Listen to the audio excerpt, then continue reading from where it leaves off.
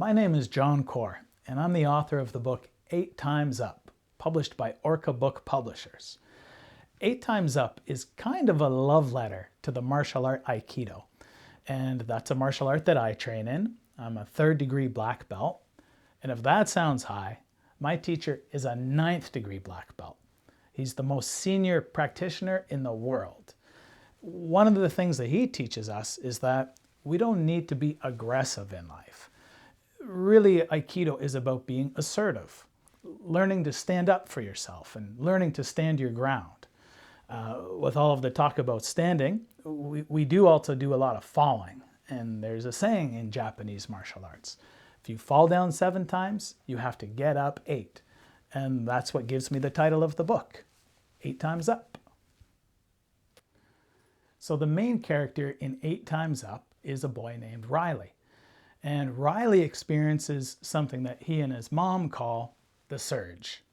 He gets a tight neck, he has a racing pulse, he feels his heart pounding, and sometimes he even has trouble seeing and hearing. So his father puts him in Aikido as a way to try to get some leverage on his feelings.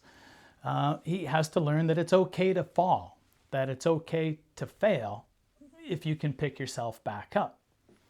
Once he starts to learn that, his anxiety almost starts to become an advantage because he becomes more self-aware and he becomes more aware of other people's thoughts and feelings.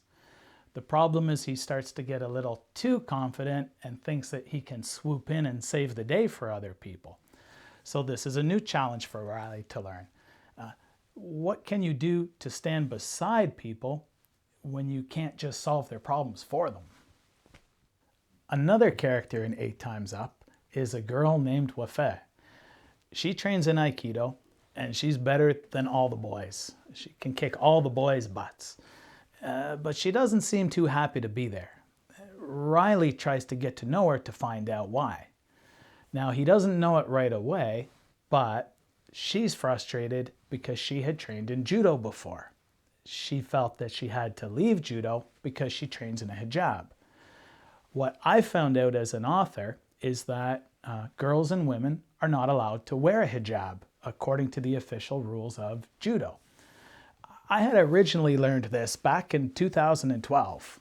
There was a Summer Olympics and there was a female athlete from Saudi Arabia. She was only 16 years old and she was going to be Saudi Arabia's first ever female athlete. She was told she couldn't compete in her hijab. The rules of the International Judo Federation didn't allow it. There was a lot of conversation though, and they did decide to let her compete. When I saw this happen, I thought, well, that could never happen in Canada. And then I decided to look into it. It turned out that not only had it happened in Canada, but it is still happening. And so this caused me as an author to start to ask questions about what does it mean to have diversity in Canada? What does it mean to make people feel included or excluded? So this character, she's falling in a very different way from the way that Riley is falling with his mental health questions. And the book tries to invite the readers to ask, how can these characters who are falling in different ways learn to stand up together?